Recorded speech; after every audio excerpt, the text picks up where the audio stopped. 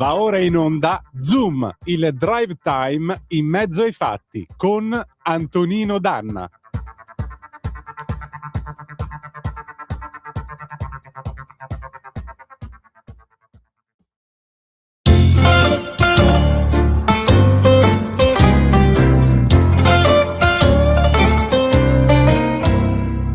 Verso una certa ora entra una pantera, sta con lui ma guarda me, che sto piccicato ad un microfono e te dico canzoni. A guardare Rubiera vende sigarette col nasino a tette in su, tutti i fumatori che la puntano si fanno le illusioni. Noi dalla pedana controlliamo i movimenti a umau, finché diamo il cambio all'altra orchestra con la solita Blue Moon. Ma che ne sai? Ma che ne sai? Ma che ne sai se non hai fatto il piano bar? Ma che ne sai? Ma che ne sai? Ma che ne sai se non hai fatto il piano bar?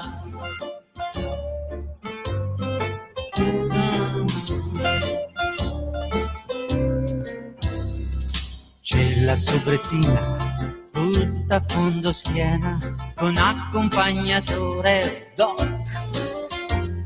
Da ogni parte sbucano i fotografi a caccia di fusioni, per mandare a casa l'ultima coppietta attacchiamo un finto jazz che ha lo stesso effetto di un sonnifero con le improvvisazioni. Finalmente i pagani si alzano e spariscono nel blu. Noi li salutiamo con la sigla e la solita Blue Moon. Allora, ma che ne sai? Ma che ne sai? Ma che ne sai se non hai fatto il piano bar? Ma che ne sai? Buonasera Antonino, a te la linea. Buonasera caro Andrea, buonasera cara Natalia, buon lunedì, buona settimana amiche e amici miei, ma non dell'avventura, buonasera, siete sulle magiche onde di Radio Libertà.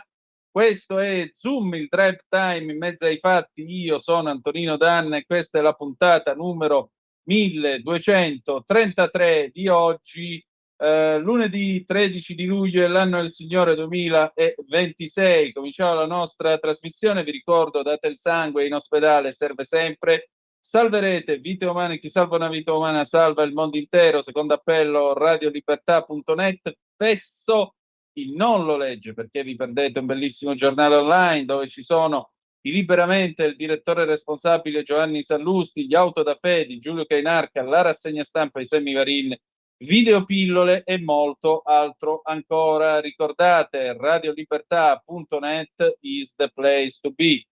340 670 9659 se avete voglia di dire la vostra, oppure 029294 7222 se avete voglia di intervenire attraverso quel magnifico strumento che è il telefono, signore e signori. E noi a questo punto intanto diciamo una bella cosa. La bella cosa che diciamo è questa qui, e cioè che noi abbiamo iniziato la nostra trasmissione omaggiando Peppino Di Capri, e naturalmente se va a sentir Peppino Di Capri è il leitmotiv della serata, e il pezzo che avete ascoltato è Ma che ne sai se non hai fatto il piano bar del 1995. Ma adesso qui Parlamento. Qui Parlamento. E io do il bentornato, la bentornata e la bentrovata alla nostra Laura Cavandoli, che vi ricordo domani alle 14:10 incidentalmente sarà in onda con Dentro Montecitorio, la sua bellissima trasmissione in cui io faccio la spalla, ma questo non importa. Ciao Laura, bentrovata. Buon pomeriggio Antonino, buon pomeriggio a tutti gli ascoltatori. Bella l'idea di Grazie. fare una puntata dedicata a Peppino Di Capri, perché effettivamente ha portato la musica italiana nel mondo, quindi bravi, bravi, bravi.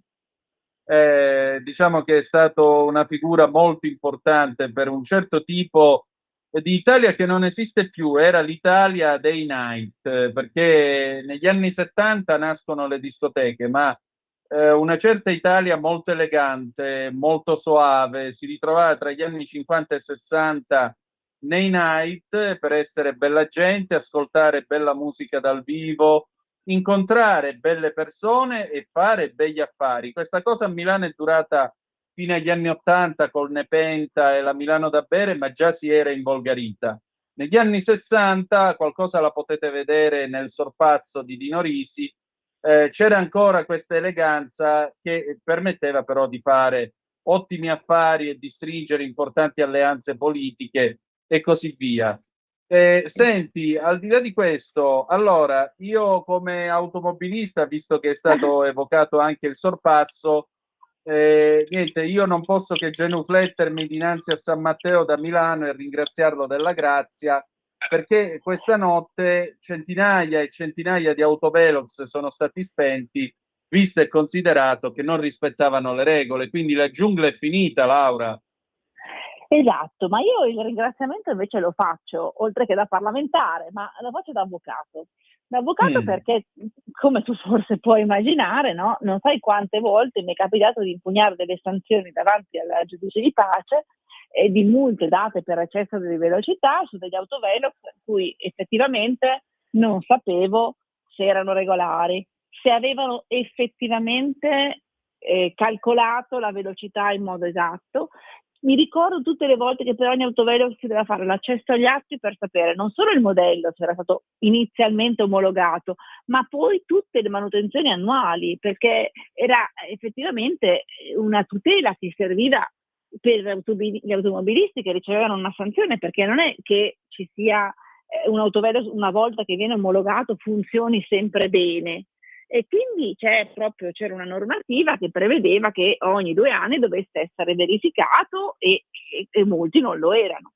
Invece in questo modo noi siamo riusciti, Matteo Salvini diciamo che è finalmente riuscito ci ha messo anche lui un annetto pieno, insomma, ad avere da tutti i comuni l'indicazione degli autovelox, degli apparecchi che vengono utilizzati, quindi il tipo di apparecchio, l'omologazione e l'ubicazione, soprattutto perché gli autovelox hanno uno scopo, che è quello di prevenzione, cioè devono esatto. contribuire per la sicurezza stradale.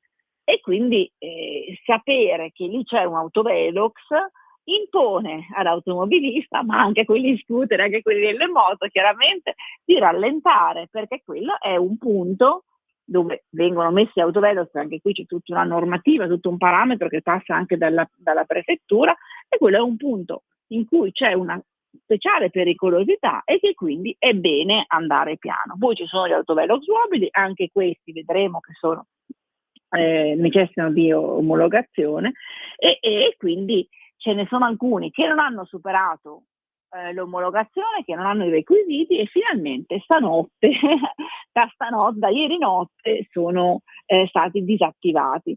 Finalmente perché comunque sia, dico, e per il discorso che facevo da avvocato prima, cioè non capisco perché questi dovevano continuare a dare sanzioni sapendo che non avevano i requisiti di legge e chissà cosa dovevano o cosa riuscivano a calcolare. Quindi è un decreto che è stato pubblicato in Gazzetta Ufficiale domenica e quindi entra in vigore appunto da oggi e devo dire richiama l'elenco degli autovelox che è sul sito del Ministero delle Infrastrutture e quindi diciamo che la gran parte, perché si fa riferimento bene a 3.000 autovelox che sono stati omologati, tarati, cioè rilevano esattamente la velocità e controllati. Quindi a questo punto si va avanti in una direzione di legalità, tutela della sicurezza stradale e tutela però anche degli automobilisti onesti che magari si vedevano certo. sanzionare o dovevano addirittura impugnare per una sanzione insomma sul eccesso di velocità che in realtà non corrispondeva, per una velocità che non corrispondeva a quella effettivamente tenuta dall'autoveicolo. Quindi anche in questo momento vengono stabiliti i requisiti tecnici che devono essere rispettati e anche qua, tra l'altro, è previsto una taratura iniziale e controlli periodici almeno una volta all'anno. Quindi se la certificazione scade, il dispositivo non può più essere usato per multare. Questo credo che sia importante e ribadisco, a tutela della sicurezza stradale, ma anche degli automobilisti che effettivamente potranno vedere misurata la propria velocità in modo corretto da strumentazioni che funzionano in un modo esatto. Fra l'altro c'è proprio uno scostamento del 3%, a 100 km/h è possibile che il dispositivo abbia un errore al massimo di 3 km/h. E questo è importante perché lo diciamo per gli automobilisti, quindi fino a 103 km,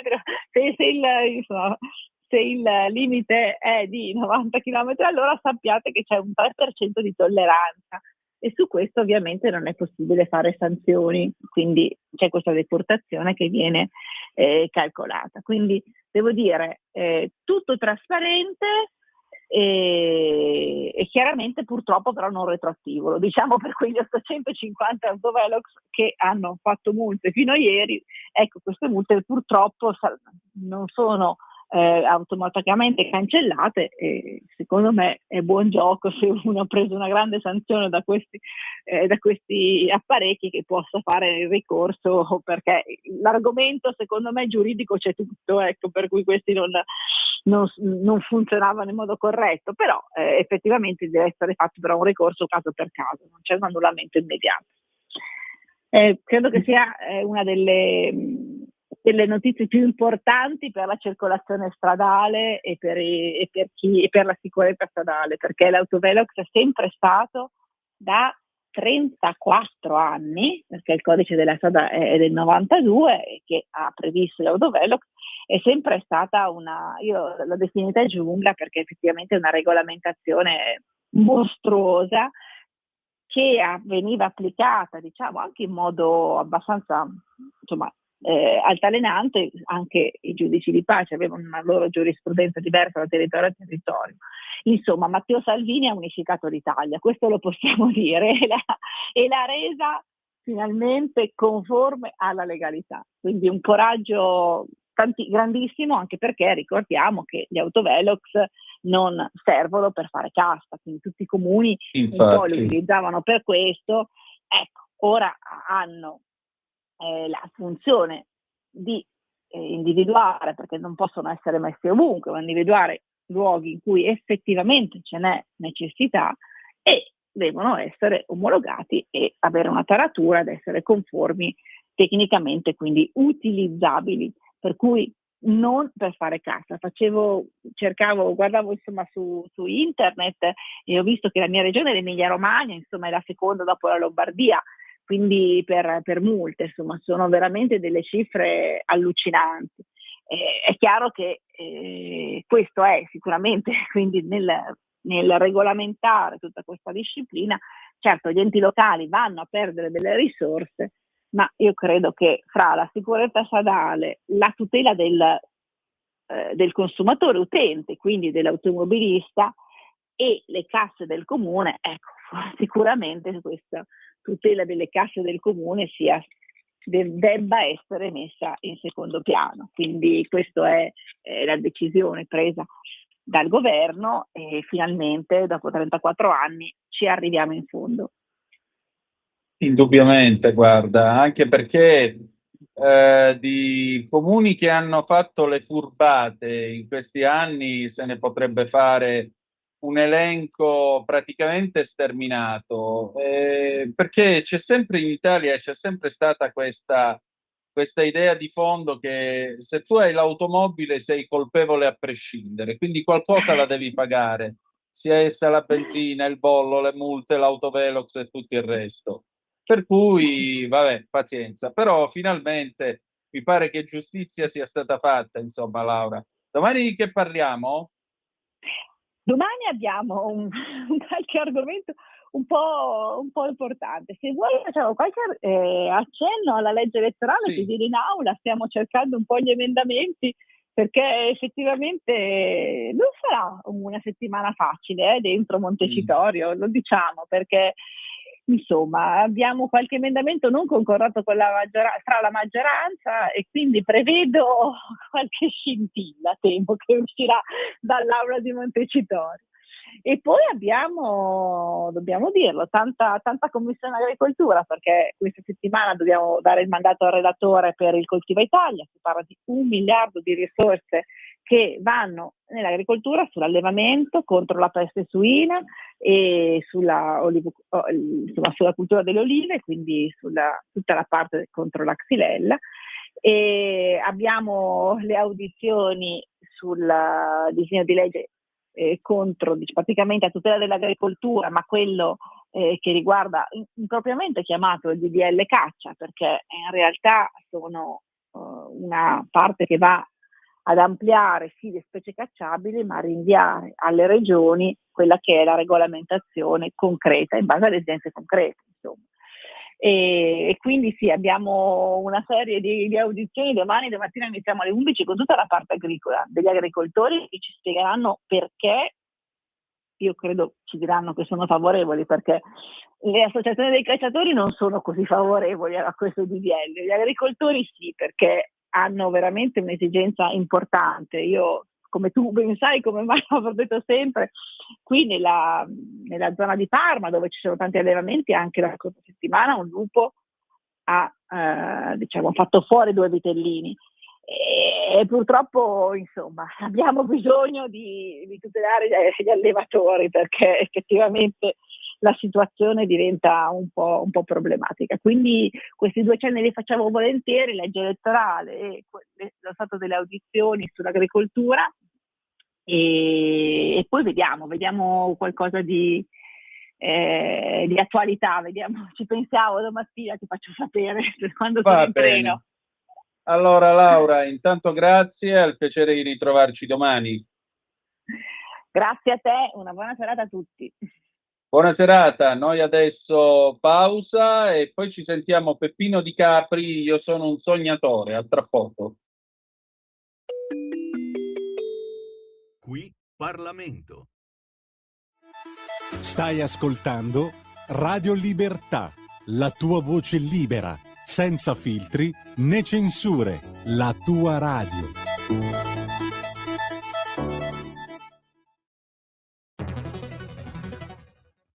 C'è chi te la racconta sbagliata e chi te la racconta male. C'è chi te la racconta tagliata e chi te la racconta al contrario e chi non te la racconta affatto.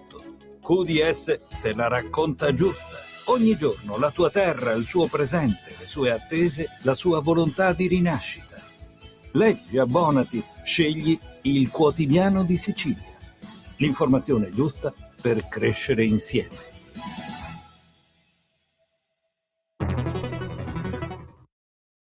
Lo amiamo perché ci offre sempre le cose più buone e naturali. Linea Alberto Acerbis. Problemi respiratori, tosse, raffreddore, tosse secca, tosse grassa.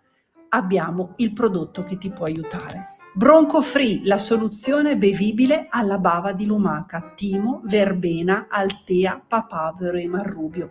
Un insieme di erbe e di prodotti che aiutano a sciogliere il catarro e a favorirne l'espettorazione in maniera naturale. La tosse è un meccanismo espulsivo naturale che il nostro organismo mette in atto quando all'interno delle nostre vie respiratorie entrano virus, entrano batteri, entrano sostanze che il nostro organismo ritiene dannose. Come fare per calmare la tosse? Bisogna sciogliere il catarro e favorirne l'espettorazione attraverso un mucolitico naturale. La bava di lumaca, infatti, attraverso gli enzimi litici in essa contenuti, aiuta a sciogliere appunto il catarro e aiuta la sua espulsione. Abbiamo un'offerta straordinaria per voi stamattina. Se dite ascolto Radio Libertà e chiamate lo 030 68 40 408, 3 flaconi di Bronco Free a 59 euro, e se dite ascolto Radio Libertà voi non pagate le spese di trasporto e in più avete uno splendido omaggio. Chiamate adesso 030 68 40 408.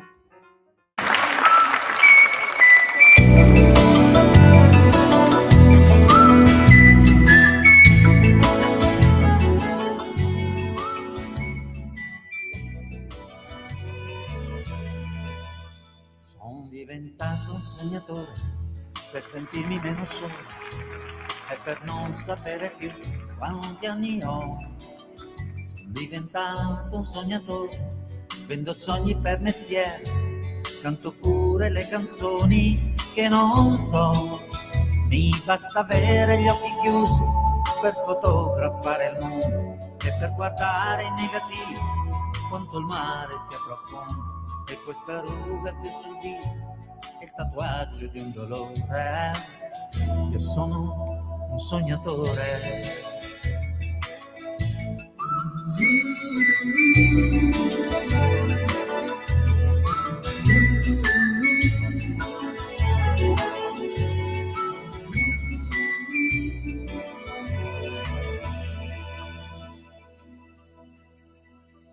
Mi sono perso tra le stelle e tra amori a buon mercato. Ho toccato il fondo della libertà. C'è chi mi dice che son folle o che sono fortunato, perché chi sogna delusioni non ne ha. Forse sei stata tu la prima, la sola ipotesi di vita. Forse continuo a dire forse per non dire che finì. Le tue regole del gioco le rispetto a malincuore. Io sono un sognatore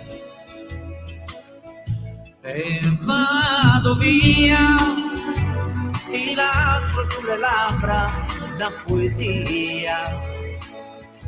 Quel che sarà per questa vita, che importanza ha? Sono diventato un sognatore e chi ha letto le mie carte ha scoperto che un destino non ce l'ho. E come fanno i sognatori riesco a mettermi da parte mentre il mondo mi continua a dire no. Fra 1000 anni ci sarà chi parlerà dei sognatori come animali del passato che mangiavano emozioni. Tra 1000 anni o tra 2 ore, ma lasciatemelo dire, io resto un sognatore e vado via, ti lascio sulle labbra una poesia. Quello che sarà per questa vita, che importanza ha? Ciao Antonino, a te di nuovo la linea.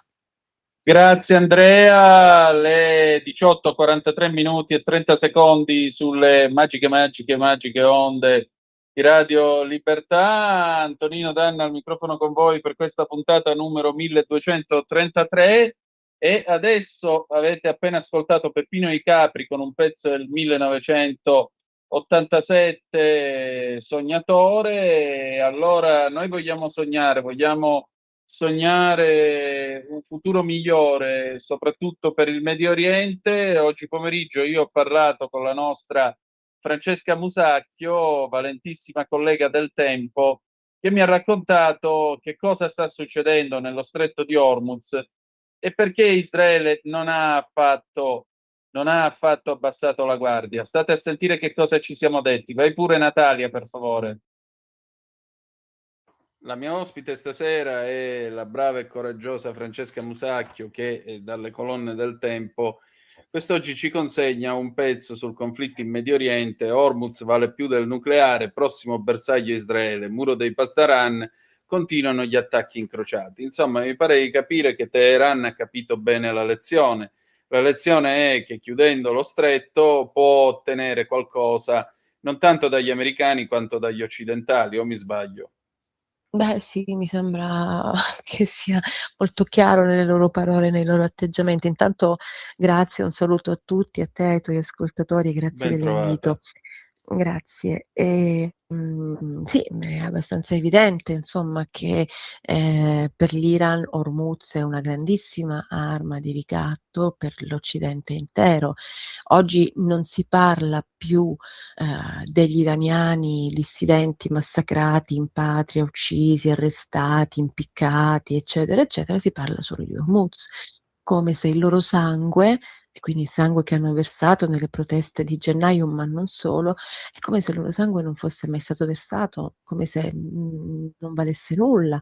Eppure quelle persone sono morte per la libertà, per chiedere libertà, ma non si parla di queste persone, si parla di Hormuz. Il Sì. problema è il nostro litro di benzina, il nostro diciamo tornaconto economico. Hormuz è un problema mondiale perché i prezzi aumentano, il petrolio, la benzina, bla bla bla bla bla.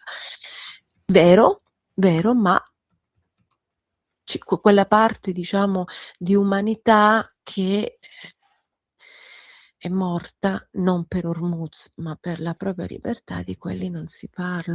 Non si parla. E Vero. l'Iran lo ha capito benissimo, ha capito che cos'è per loro, per cosa rappresenta per il regime. Hormuz è un'arma di ricatto meravigliosa, straordinaria per loro, e quindi la usano, ovviamente la usano. È chiaro che la Figurati. usano. È normale che sia così dal loro punto di vista, che io non condivido, ma comunque dal loro punto di vista mi sorprende chi si sorprende del fatto che l'Iran, come dire, usi Hormuz per ricattare cioè mi sorprende chi si sorprende, perché era normale. Tra l'altro l'avevano anche detto dal primo giorno, e lo hanno fatto. Quindi non, è come se questa guerra fosse solo ridotta, tra virgolette, a una questione economica, energetica. Parliamo delle navi ferme nello stretto e dei marinai, eventualmente qualcuno ne parla, ma non si parla degli iraniani che vivono sotto il regime, dove adesso la repressione pare essere ancora più dura, anche frutto di lotte di potere interne, perché anche questo c'è, pare sia molto intenso, insomma, dalle informazioni e dalle notizie che riusciamo ad avere. L'idea è questa, quindi la repressione è ancora più forte, no? Sia all'interno che all'esterno, nei confronti di dissidenti, della diaspora che vive in giro per il mondo.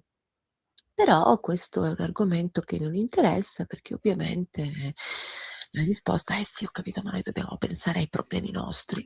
Sì, ho capito, per carità, ma insomma, l'umanità imporrebbe anche un pensiero più ampio, no? Oltre che Certo, a anche casa perché nostra. è un problema nostro, specialmente nel momento Certo. in cui un regime oltranzista mette nell'elenco degli enucleandi, di quelli da Eh. ammazzare, pure Giorgia Meloni. Esatto, esatto. Quindi voglio dire, questo ti dà dovrebbe darci la cifra di quello che è il regime, di quello che rappresenta, di quello che come dire, che muove le corde interne di questa teocrazia terribile, no? Però non scuote le coscienze, e come non scuote le coscienze la situazione di Israele, che è vero, sa badare a se stesso, ok? E Ma meno male. meno male, direi, altrimenti sarebbe veramente distrutto da mo'. Però è altrettanto vero che se i morti sono morti, hanno tutti lo stesso valore, allora i morti a Gaza non possono essere più importanti dei morti israeliani o dei morti iraniani, ok? Certo. I bambini sono bambini ovunque, no? Certo. E quindi sono tutti morti, sono tutte persone che sono state uccise violentemente e quindi dovrebbero avere tutti la stessa dignità. Però le flottiglie si muovono solo verso Gaza. Non Infatti. capisco perché non vanno verso l'Iran. Cos'è che vorrei chiedere a questi flottiglianti, cos'è che vi spaventa del regime, no? Perché non andate lì alle loro porte a bussare, andate con le navi per capire se vi fanno entrare?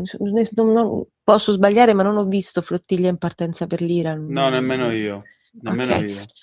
No, non vi- e Flottiglie allora per Bandar Abbas, nessuna. no, non mi risultano. Insomma, Gay Pride per Bandar Abbas, no, nessuno. no, così come non li ho Femministe per visti. Bandar Abbas, nessuna. Ma no, ma nessuna. Però si parla di Gaza, che ripeto, cioè questo non vuol dire sminuire Gaza, ma se i morti sono morti, se le repressioni sono repressioni, devono essere tutte uguali, anche quelle della Corea del Nord, anche quelle della Russia, anche quelle della Cina, però si fanno le cose un po' così a convenienza, vediamo qual è che ci conviene di più, qual è la cosa che mediaticamente ha più successo per noi, facciamo quella. Certo. Spero che sia solo questa la motivazione, che non ce ne siano altre. E Che questa è una sarebbe davvero peggio. speranza che condividiamo, guarda, credimi, condividiamo. Anche se Senti, qualche dubbio ce l'ho, però. a voglia. Senti, Mm. ma questa vendetta promessa da Mojtaba Khamenei e il fatto che tu scriva, anzi che il pezzo sia titolato Prossimo bersaglio Israele, quindi Israele si prepara a una ripresa della guerra contro l'Iran? Ma sì, ma Israele in realtà non ha mai abbassato la guardia. Qual è la differenza adesso? È che Israele non sta partecipando attivamente ai bombardamenti americani sull'Iran, Sì, ok? Questa è la differenza. Dopodiché, però, l'Iran non è che per l'Iran questo è un elemento, diciamo, importante, per loro non cambia nulla. E nella logica, possiamo dire, di Mujtaba, per quanto poi la figura di Mujtaba Khamenei è, secondo me, usata da quella parte del regime che non accetta la possibilità di accordo con gli Stati Uniti e quindi anche con Israele. Quindi secondo me, ammesso che Mujtaba sia ancora vivo, sì. perché insomma è singolare che non si faccia vedere o è totalmente distrutto sia in viso che nel corpo, oppure non esiste, quindi noi stiamo, tra virgolette, trattando con un fantasma.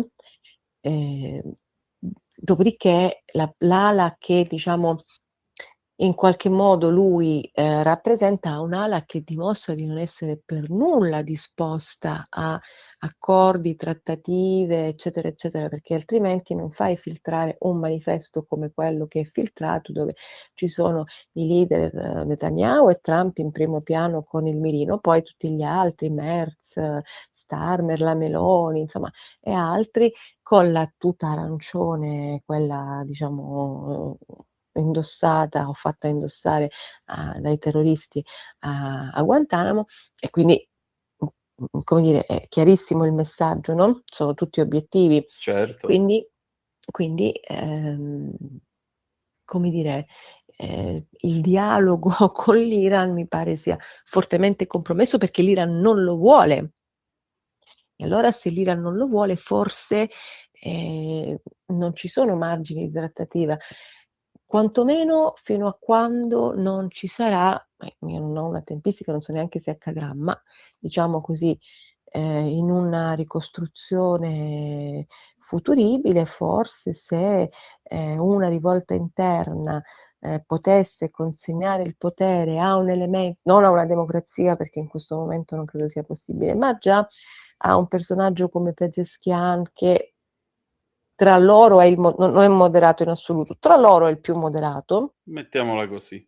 Esatto, forse si potrebbe avere una speranza, però questo presuppone probabilmente anche una guerra civile, e quindi insomma, è complesso. Il regime non lo scardini così facilmente.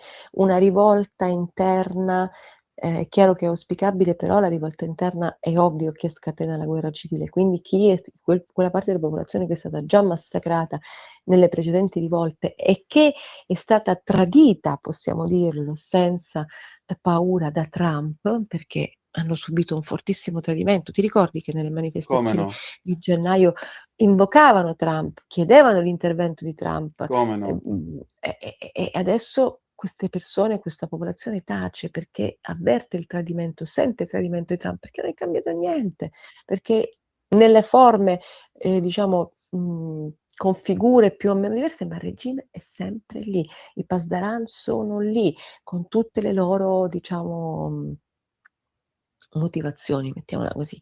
E quindi è un popolo tradito, Infatti. profondamente tradito, che non credo avrà la possibilità di, oppure sentirà di potersi fidare ancora dell'America o di chiunque gli dica: "Non vi preoccupate, adesso arriviamo noi e vi aiutiamo." Cioè, e allora perché non fanno le rivolte? Perché sono soli, perché sono soli.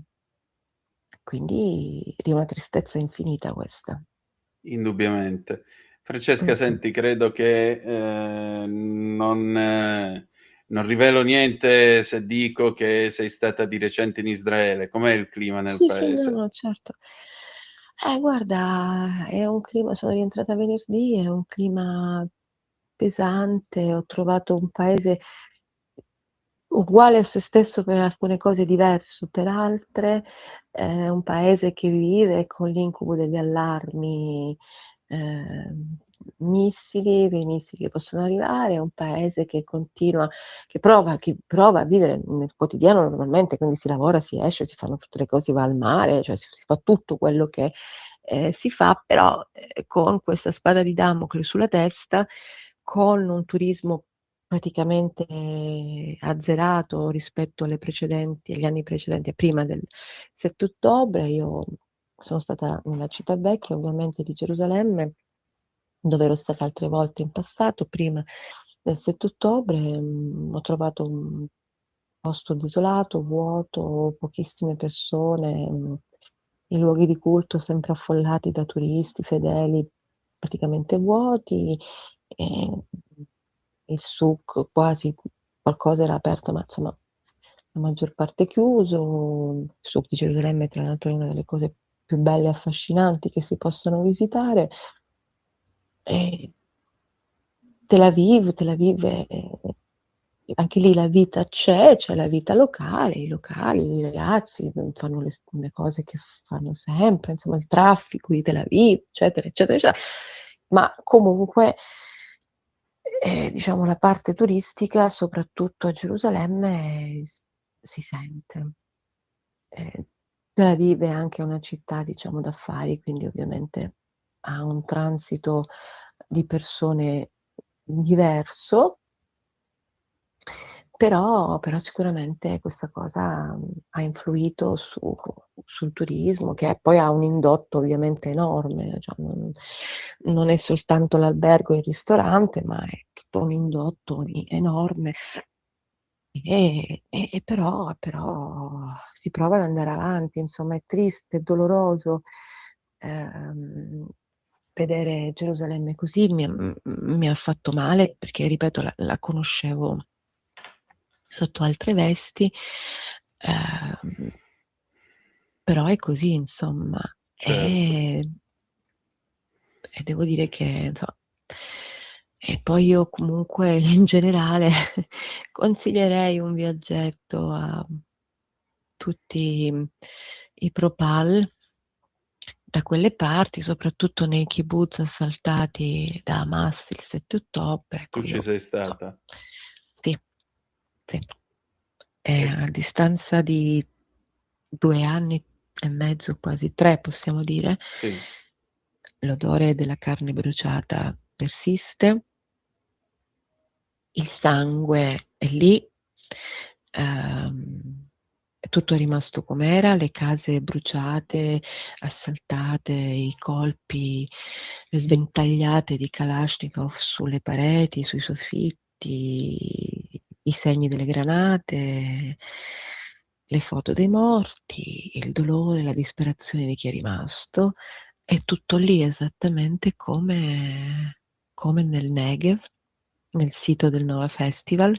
Lì è stato allestito veramente un memoriale con tutte le foto dei ragazzi morti lì, e ci sono dei sopravvissuti che raccontano la loro esperienza a chi va in questo sito. Insomma. Stai ascoltando Radio Libertà. la tua voce libera, senza filtri né censura. La tua radio. È terribile ascoltare questa cosa, come è terribile ascoltare il racconto delle persone che erano nel kibbutz assaltato, i sopravvissuti che hanno perso amici, figli, parenti, vicini, insomma. Io l'ho definito il secondo olocausto, perché di fatto è questo, è molto molto duro. Io non ho paura di dire senza problemi che, uscita dal kibbutz assaltato vicino a Gaza, io ho avuto grande difficoltà a riprendermi. Ecco, diciamo la parte, la cronista che è in me non è riuscita a mantenere fuori le emozioni, no? Anche i cronisti hanno un cuore. Beh, ma vorrei vedere chi può mantenere fuori le emozioni davanti a una cosa del È un genere. po' difficile, sì, molto. Entrare lì non ci sono parole, ogni parola rischia di essere troppo poco per quello che abbiamo visto. Non sappiamo cosa sarà di quei kibbutz, la parte assaltata resterà così oppure la metteranno a posto, ma diciamo che ormai quella parte di quel kibbutz è un memoriale. Certo. Ogni casa ha le foto davanti di chi è morto, è stato ucciso, trucidato, massacrato, bruciato, violentato. Ma è veramente è molto pesante camminare per quelle strade, e proprio senti tutte le anime delle persone che sono, se uno è credente o se non è Come credente, no? ma comunque in ogni caso chiamiamola così, l'energia di quei corpi e di quelle anime è lì, è tutta lì, e si avverte. Allora magari gli scettici, i pro-Pal convinti, probabilmente dovrebbero fare un giro da quelle parti, e ripeto, se i morti, devono essere nello stesso livello, cioè non è È che il i morti di concetto della Gaza. livella di Totò, esatto. Noi siamo seri, apparteniamo alla morte, tutti però. Esatto, tutti. Cioè il morto è uguale a Gaza, in Israele, in Iran, sono tutti morti. Non ci sono persone che sono state uccise e che valgono di più e persone che sono state uccise e che valgono di meno. No, le persone uccise, i morti, hanno tutti la stessa dignità.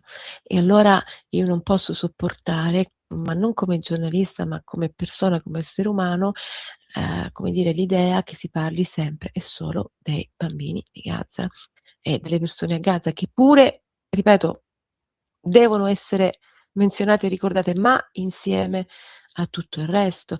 Ci sono persone sopravvissute al 7 ottobre nel Nova Festival, piuttosto che nei kibbutz, che non sono più in grado di vivere.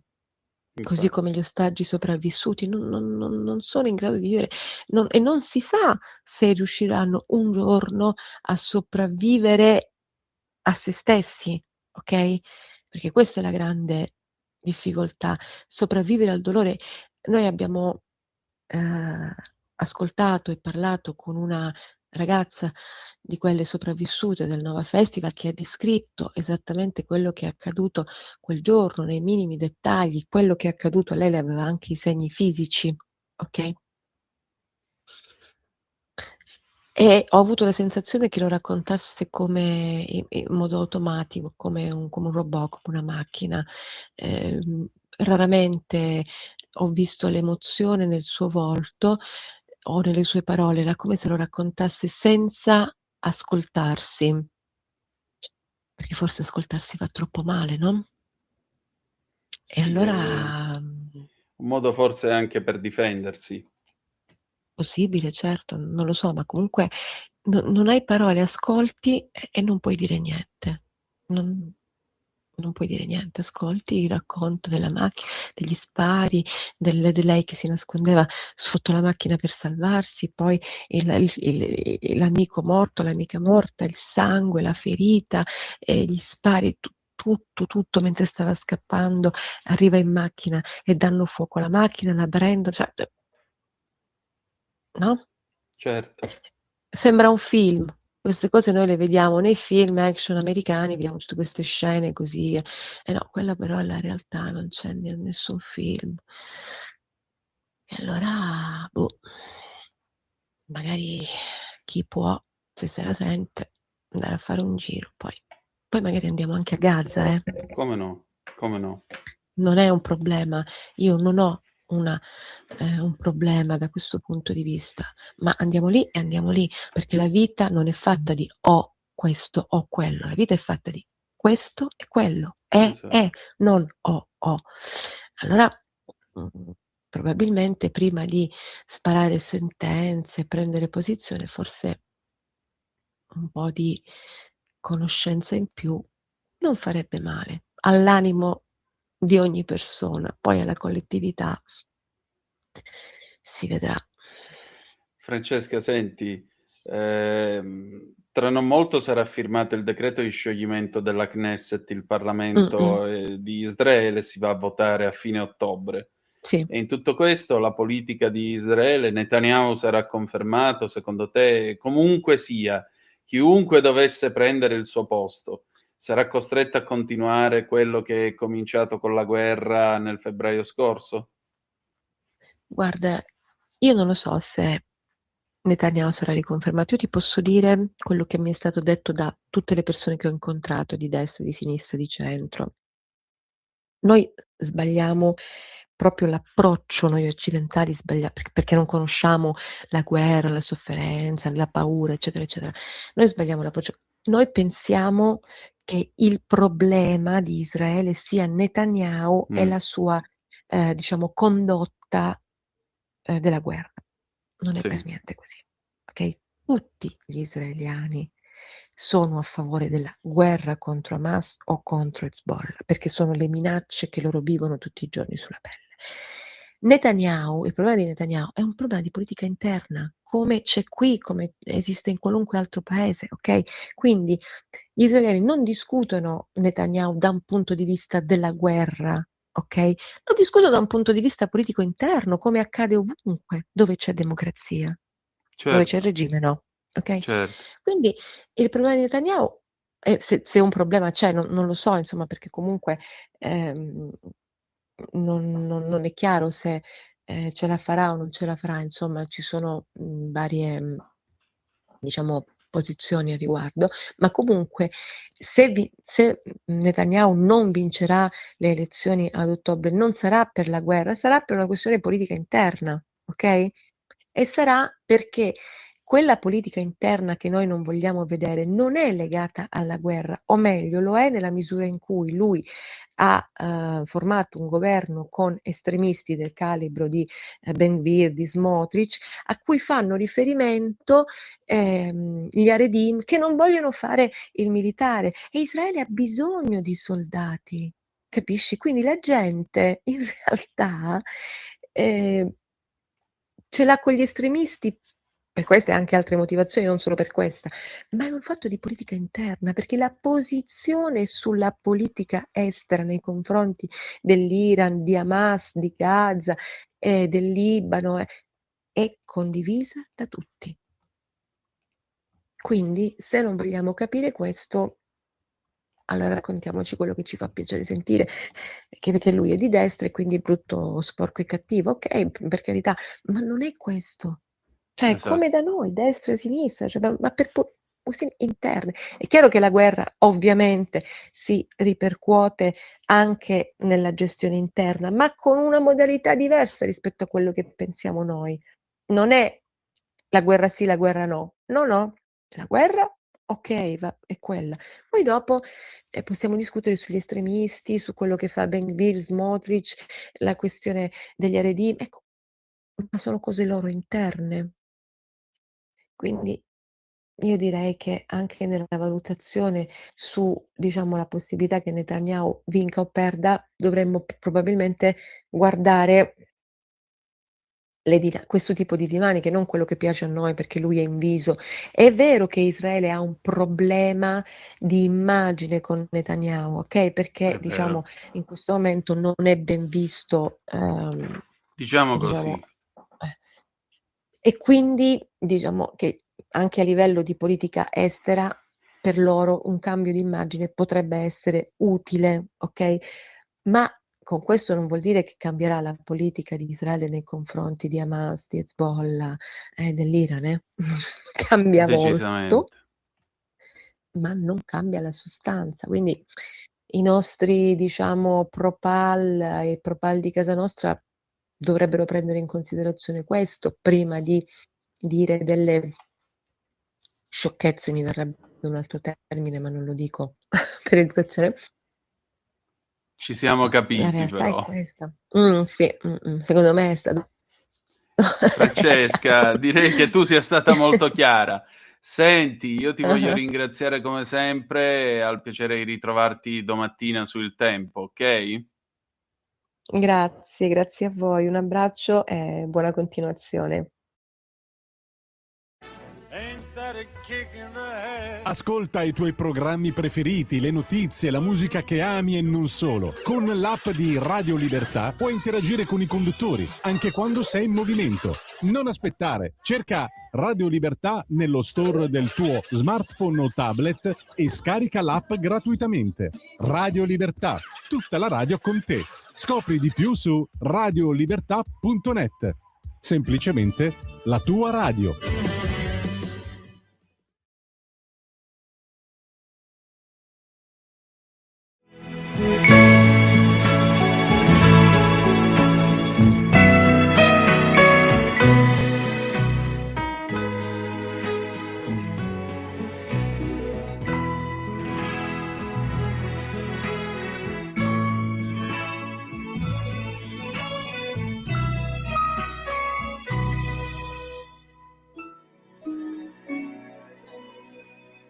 Champagne per brindare a un incontro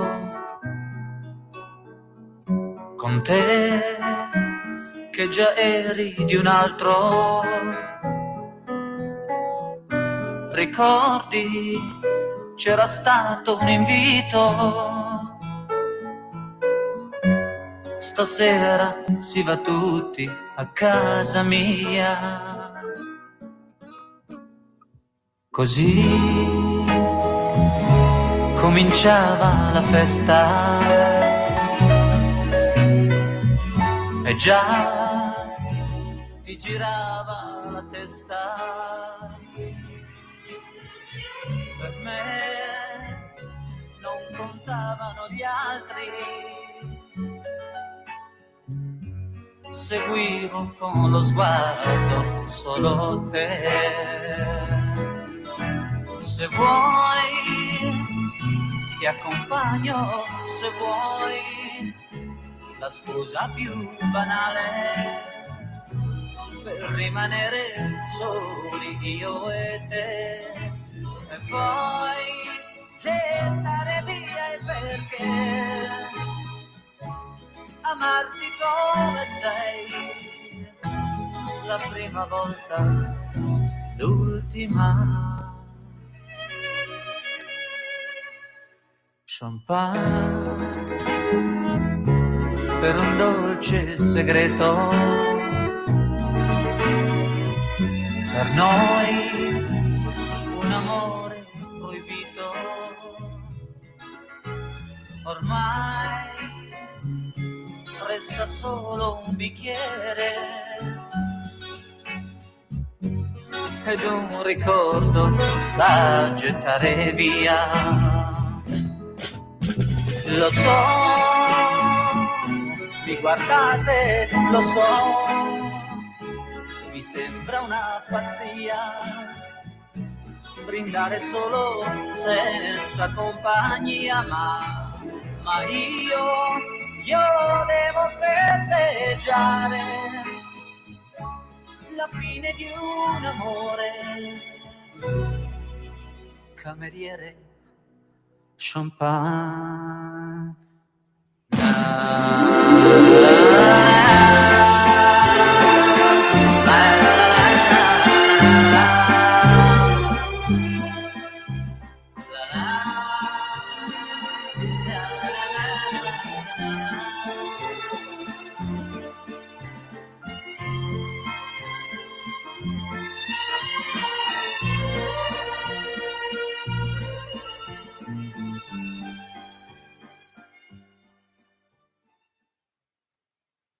Nuova te la linea, Antonino. Grazie Andrea, eccoci qua, Antonino Danna e la gattina Benelux in arte Lux, che però mi sta camminando qua dietro al collo alle 19:15 minuti e 27 secondi sulle magiche onde di Radio Libertà per questa puntata numero 1233 di Zoom, il drive time in mezzo ai fatti, amiche e amici miei, ma non dell'avventura. Che c'è, amore? Tutto a posto? Meno male. Allora, noi riprendiamo la nostra trasmissione, eccoci qua, tutti e due inquadrati, e andiamo a vedere anche che cosa c'è sulle agenzie. Che dici, Lux? Diamo un'occhiata, tu che sei la vice capo servizio qua. Allora, l'ANSA, Stati Uniti, un uomo ucciso in una sparatoria che ha coinvolto anche gli agenti dell'ICE in Maine, è la seconda vittima in pochi giorni, sul posto si attende l'FBI. Il caso illegale di Ranucci, presentata una denuncia per diffamazione aggravata. Medio Oriente, live blog, i transiti attraverso Hormuz azzerati, i raid incrociati, Trump, lo stretto resta aperto. Lutto nel cinema, addio a Sam Neill, il dottor Grant di Jurassic Park, dai dinosauri a Peaky Blinders, tra i film anche Un grido nella notte e Lezioni di piano. Tennis, Sinner sempre più numero uno del mondo, Zverev sorpassa Alcaraz. E questo per darvi le news. Tu che fai? Torni dietro le quinte, vai in redazione. Allora, andiamo a vedere adesso la BBC. La BBC ci dice che Trump dichiara di nuovo in piedi il blocco dei porti iraniani, impone un dazio del 20% sulle navi che passano attraverso lo stretto di Hormuz, dice la BBC. Donald Trump dice che, vi riassumiamo in breve, Donald Trump dice che gli Stati Uniti hanno riattivato il blocco dei porti iraniani nello stretto di Hormuz, a cominciare da subito.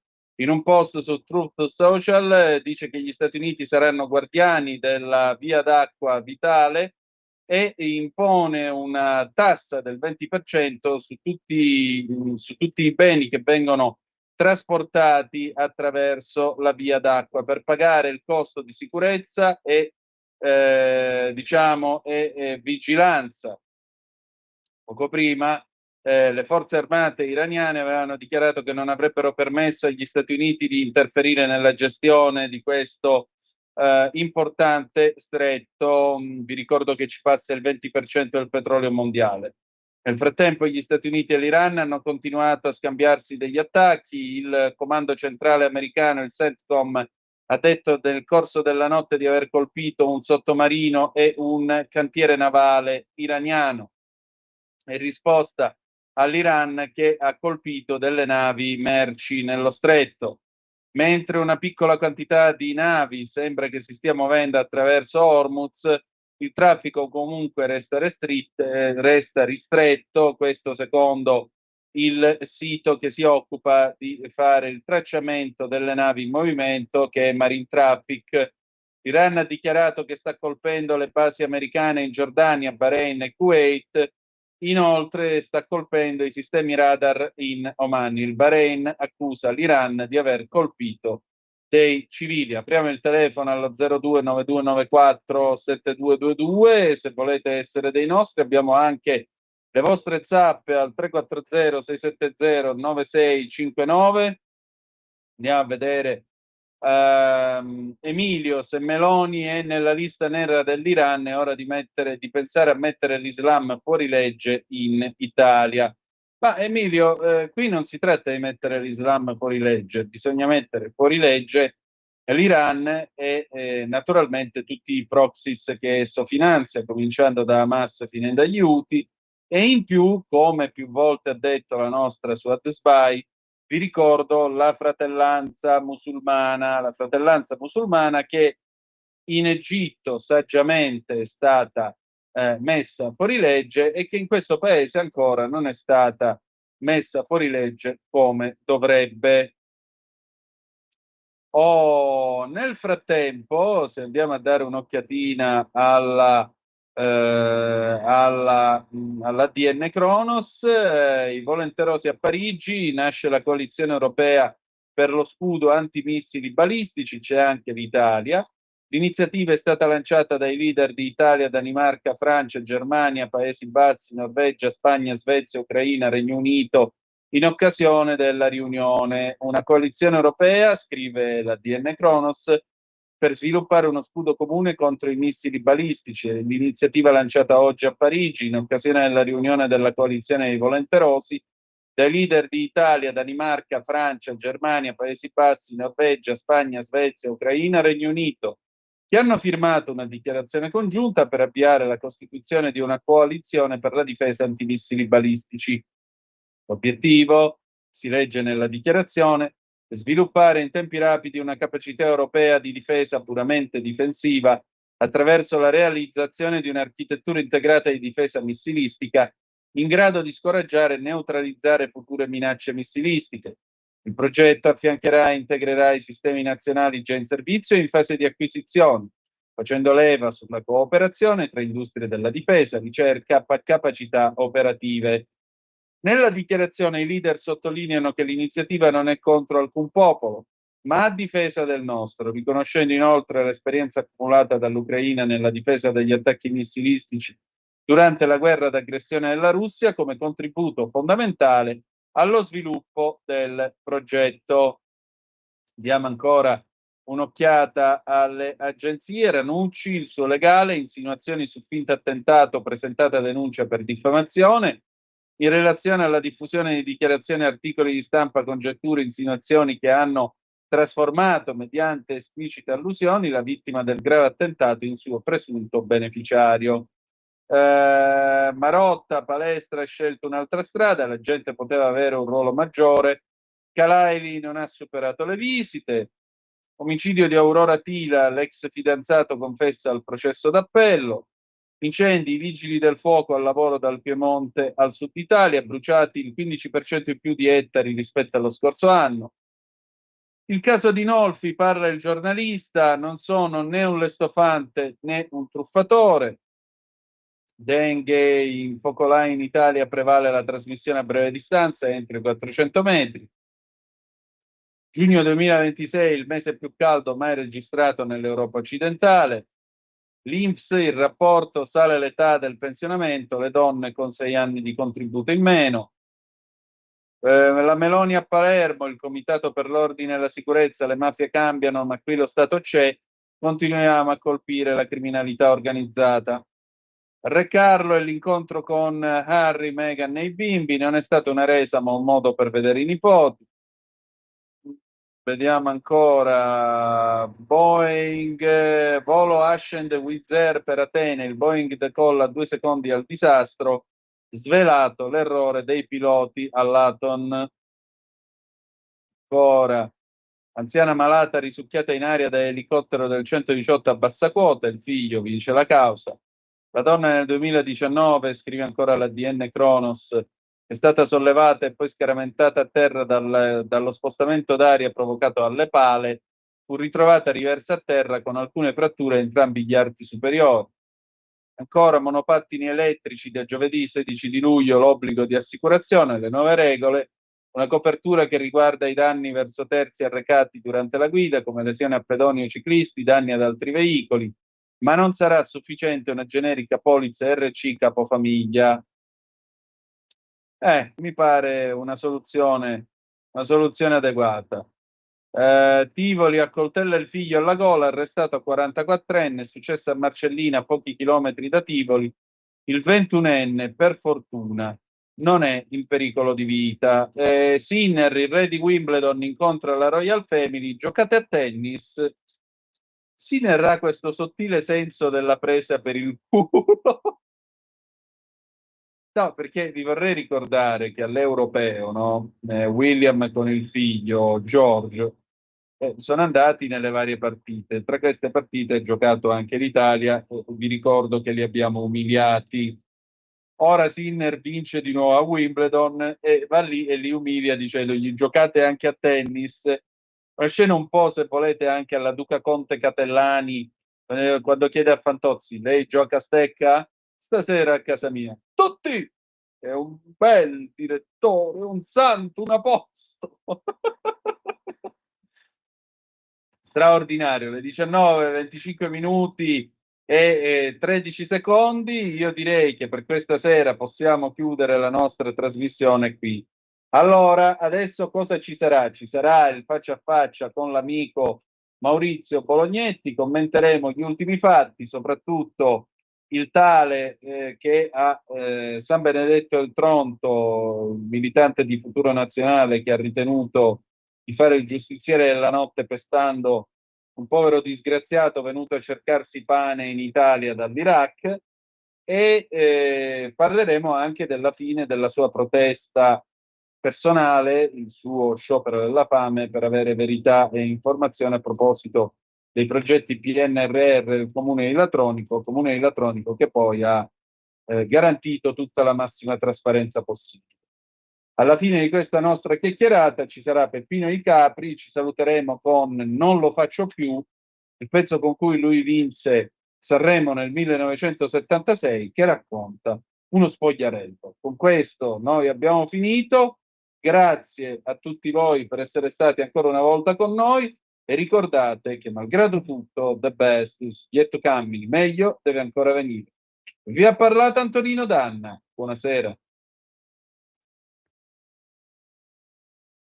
Oh, io credevo di collegarmi con niente po' di meno che Maurizio Bolognetti a Latronico, provincia di Potenza, invece sono in Alabama. Lei chi è, scusi?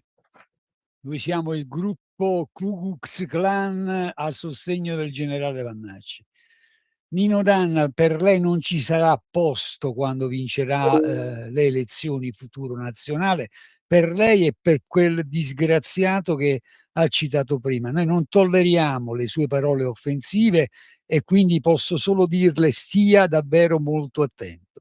Ma sa che mi sta quasi facendo venire voglia di cercare un bell'immigrato da linciare, quasi Sì. potremmo andare assieme fuori, tanto ormai li si possono pestare per strada, che problema c'è? Certo, perché questa è la linea che Futuro Nazionale persegue, tutti per uno, anzi tutto per noi e botte per gli immigrati. La prospettiva verso la quale viaggiamo è esattamente questa. Ma io adesso Ecco. Voilà. Eccolo qua, il nostro Maurizio Bolognetti. Scusami se ho voluto scherzare un po', ma c'è davvero, la cosa non è per nulla. Esatto, sì, non precisiamo c'è da ridere, ai nostri ma ascoltatori è drammatica, è drammatica. Esatto, era dell'amara ironia che facevamo. Ovviamente noi non abbiamo la benché minima idea di andare a linciare gente o pestarla per strada, specialmente se migrante, perché francamente non mi pare il caso e mi sembra anzi che questo paese stia imboccando un crinale francamente discutibile. E, tra l'altro, diciamo così, io trovo, spieghiamo ai nostri ascoltatori, in quel di San Benedetto del Tronto c'è stata questa scena, questo iscritto di Futuro Nazionale che ha ben pensato di chiudere una discussione con un immigrato iracheno che bloccava il traffico sbattendolo a terra e pigliandolo a cazzotti. Lui si è giustificato. Sì, dimmi, dico, Maurizio. tra l'altro sembrava anche in palese stato di alterazione da uso di bevande alcoliche, almeno quello che Probabilmente, passa, insomma. non era proprio in grado di difendersi. Decisamente no, però evidentemente questo non solo ha postato il video con la sua alzata d'ingegno, per dirla con Camilleri, ma ha anche aggiunto che era da mesi che stava creando problemi a San Benedetto del Tronto e quindi lui è intervenuto. Ora, io sono del parere che in una democrazia funziona che se tu vedi una cosa del genere chiami il 112 o il 118, ma non pesti nessuno, non lo sbatti per terra e non fai altro, perché se cominciamo a legittimare roba di questo genere, domattina il primo che mi taglia la strada con la Vespa, io mi fermo, prendo la mira e gli sparo con la pistola, che peraltro non ho. Cioè, se qui dobbiamo arrivare alla legge della giungla oppure far passare il principio che tanto menare i migranti si può fare perché così ci facciamo giustizia da soli, anche no. Anche perché io vorrei capire quanti di questi eroi o sedicenti eroi domattina partono, vanno nelle roccaforti di mafia, camorra e 'ndrangheta e vanno a pestare a sangue il Mamma Santissima di turno. Voglio vedere se hanno le palle di fare una cosa del genere. Io dico di no. Io dico di no. Semmai vanno a chiedergli i voti, no? Oh, questo non lo so, è un problema di chi inneggia al fascismo. Chi inneggia al fascismo dovrebbe ricordare che il prefetto Mori assediò la città di Gangi in provincia di Palermo con le forze dell'ordine, dopodiché siccome aveva assediato un po' troppo a lungo Gangi, quello fu uno dei motivi per i quali Mussolini lo chiamò e dalla sera alla mattina lo mandò a casa. Per cui io eviterei di richiamarmi a determinate, ribadisco, alzate d'ingegno del passato, anche perché, Maurizio, scusami, voglio dire, ma qui il senso dello Stato dove sta finendo?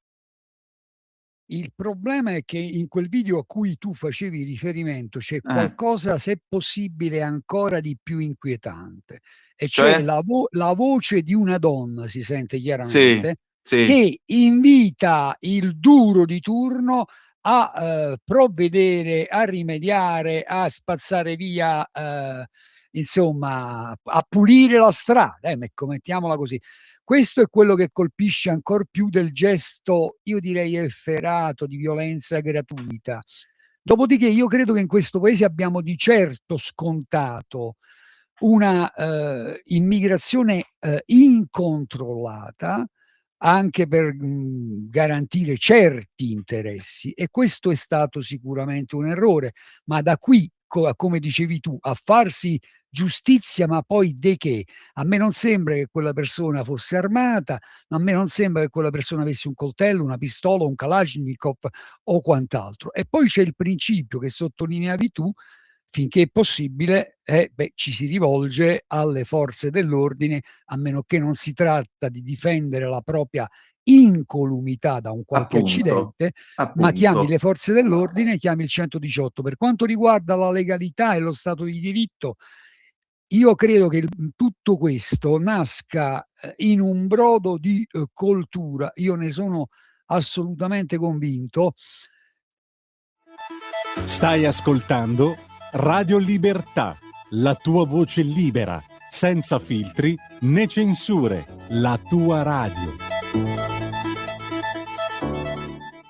E cioè in un brodo di coltura fatto di una realtà in cui troppo spesso le leggi diventano carta straccia, troppo spesso si è tradito il dettato costituzionale, in cui la democrazia, ma questo vale non solo per l'Italia, volendo essere buoni, va accusando colpi. Non sono più democrazie liberali le nostre, in molti casi credo si possa parlare di oligarchie, e in questo emerge la figura del generale Vannacci, che, diciamocela tutta, è una figura, per chi non lo avesse capito, vi stanno fregando un'altra volta, perché finché gli sarà utile creare il nemico, perché hanno bisogno di un nemico, adesso il nemico è Vannacci, così c'è il Vannacci fascista contentissimo di interpretare questo suo geniale ruolo, e quelli lì che puntano il dito con Vannacci. Gioco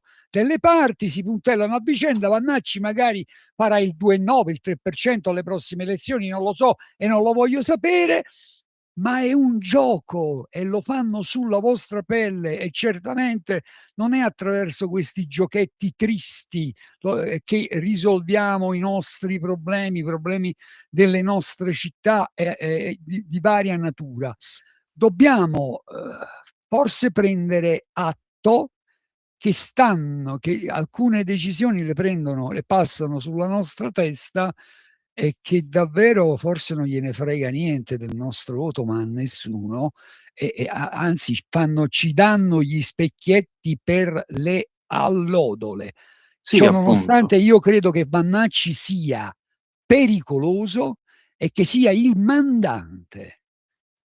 Io, per carità, non sono per, come si chiamava, quella cosa di reato, non sono tanto d'accordo. Però Vannacci è il mandante morale di quell'aggressione. E se dovesse succedere di peggio, Vannacci se ne assumerà la responsabilità, perché le sue sono parole d'odio finalizzate a cavalcare le paure, a volte anche giuste, della gente, ma non è con la paura che ne usciamo, e con la ragione, la ragionevolezza, e prendendo i provvedimenti giusti su qualsiasi tipo di problema. Ti leggo questo e poi ti ricedo la parola, Sì. che a me mi trova decisamente d'accordo. È un premio Nobel per l'economia, si chiama Paul Krugman, è un keynesiano. Dice: sarebbe stupido minimizzare i pericoli che una recessione prolungata pone ai valori e alle istituzioni democratici. In effetti c'è stata una chiara recrudescenza dell'estremismo in tutto il mondo occidentale. Stanno prendendo piede movimenti radicali anti-immigrati, movimenti radicali nazionalisti e persino sentimenti autoritari. L'estremismo prospera, conclude, dove voci rispettabili non offrono soluzioni alla sofferenza della popolazione. È il classico schema del pifferaio magico, no? Certo. Arriva lui, si mette la divisa, presenta armi, i delinquenti spariscono tutti. Ovviamente non succederà niente di tutto ciò. Dalle risate spariscono. Sì, come no. Ovviamente non succederà niente di tutto questo. E sarà colpa del destino cinico e baro, colpa dei poteri forti, colpa, non lo so, della sfiga, dell'arbitro, non lo so. Di chi lo scavalcherà a destra, perché penso che sia pure possibile. Ah sì, poi arriva uno più puro che te pura, diceva qualcuno. Poi di là si sta preparando Di Battista, quindi immaginati tu che cosa verrà fuori. Sarà i fuochi d'artificio proprio. Mamma mia, Maurizio, mamma mia. Senti, ma parlando invece della tua azione non violenta, tu hai desistito dallo sciopero perché com'è andata a finire? Ma è andata a finire, poi non so se è una fine o un nuovo inizio, e spero di non dover tornare su certe questioni. È andata a finire che dopo l'incontro con la segretaria comunale del comune di Latronico e con il responsabile dell'ufficio tecnico, direi che tutte le mie richieste sono state pienamente accolte. Ci siamo intesi, abbiamo avuto una totale sintonia sulla necessità di garantire l'accesso agli atti detenuti dalla pubblica amministrazione, e quindi insomma su quello che è il Freedom Information Act italiano, o se vuoi il decreto legislativo 97/2016. Quindi direi che c'erano ragioni per smettere. Del resto avevo provato ad evitarlo, l'ho iniziato come forma di dialogo. Direi che siamo tutti, se così resteranno le cose, un pochino più ricchi. Resta però tutta intera la questione del rispetto del 97/2016 nel resto d'Italia, se consideriamo che questo paese, l'Italia, si colloca attualmente al 71° posto in quanto al rispetto del diritto alle informazioni detenute dalla pubblica amministrazione. Maurizio, scusa, ma perché per poter arrivare a un dialogo ti è toccata questa scelta non violenta? perché io provo a usare parole esarle, va, mettiamola in questo modo. Perché c'è difficoltà in questo paese a sintonizzarsi pienamente con i diritti. E occorrerebbe che a tutti i livelli i funzionari pubblici tenessero sempre bene in mente che c'è l'articolo 98 della Costituzione. L'impiegato pubblico agisce nell'interesse della nazione, quindi di coloro che ne fanno parte di questa nazione. A volte le cose non vanno così, c'è qualcosa che è andato stratificandosi nel corso degli anni, dei decenni probabilmente, e insomma bisogna cotoglierle pienamente queste incrostazioni e magari, perché no, arrivare addirittura a un miglioramento dello stesso FOIA. Senti, oltre a questo, per tornare insomma alle vicende di questi giorni, ma tu come lo vedi sto paese? Cioè, tu hai passato quasi tutta la tua vita a militare per i diritti, per le libertà di questo paese.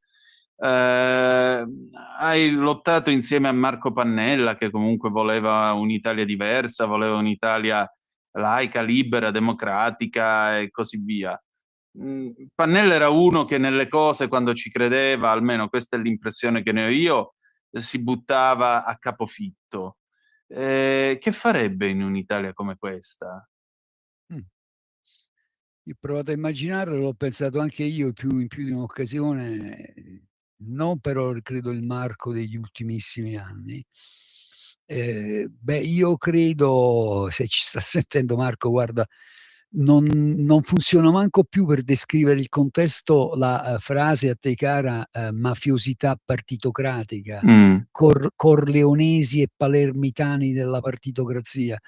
Io credo che la situazione sia completamente degenerata, ma del resto era questa la sua preoccupazione ed è per questo che produciamo ben 2 edizioni della peste italiana, e temeva l'involuzione non solo della democrazia italiana, ma delle democrazie. Non a caso ha fatto della battaglia per il diritto alla conoscenza una battaglia importante e centrale. Aveva assolutamente ragione, non può esserci democrazia senza il diritto a conoscere. Il caso Vannacci che hai citato tu e che hai commentato tu, io ho messo un bel mi piace di soddisfazione sotto a quel tuo scritto, lo condividevo in toto.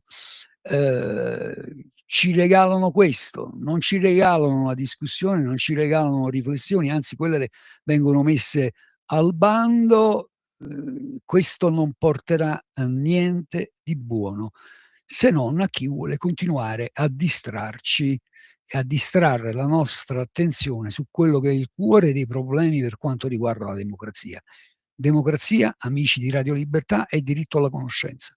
Se non è rispettato quel diritto non può esserci in nessun caso democrazia. E io non vorrei vivere in un paese in cui vengo informato ore, minuti e quarti d'ora su quello che fa Vannacci, perché francamente a me non me ne frega niente. Vannacci ha fatto uno starnuto, Vannacci si è fatto il selfie, ma chi se ne frega? A me ancora altro. meno. Parlatemi di energia, parlatemi di giustizia, parlatemi delle scelte per il futuro di questo paese, parlatemi di questo, parlatemi di che cosa vogliamo fare di questa Europa.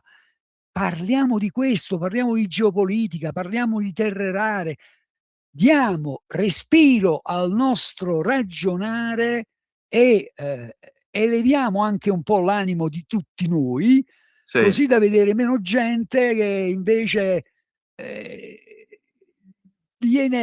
impaurita, incazzata, e così come fu con il movimento grillino, anch'esso alimentato ad arte, gli danno in pasto quello che pensano debbono avere in pasto.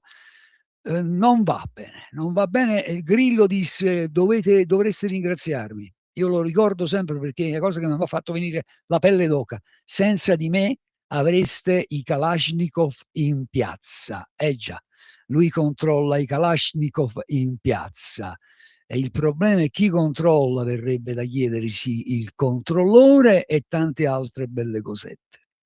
Esatto, questa è la cosa che ci vorremmo chiedere tutti. Senti Maurizio, per Vuoi un concludere. attentato pure tu? No, grazie a Dio no, io non voglio Ma attentati. finto, ovviamente finto. Senti, ho capito il riferimento.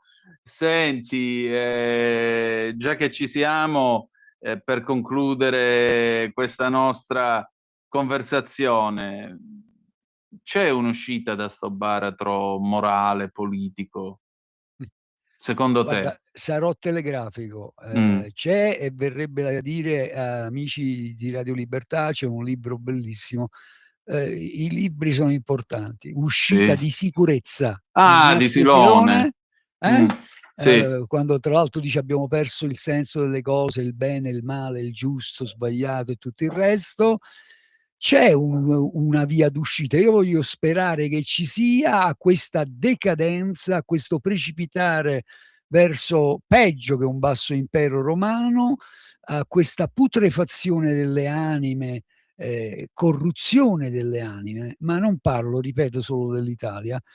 Bisogna riappropriarsi, per quanto può sembrare una fatica enorme, magari un mito di Sisifo, della nostra umanità e della nostra immensa capacità, se solo la vogliamo esercitare, se solo volessimo esercitarla, di ragionare.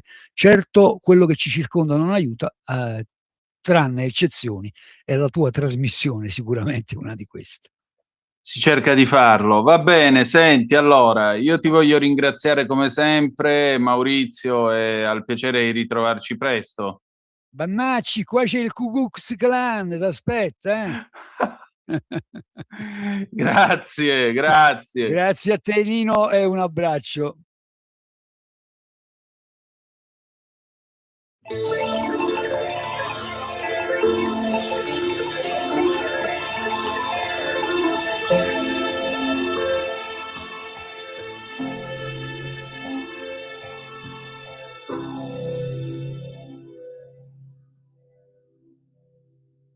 Sincronizzato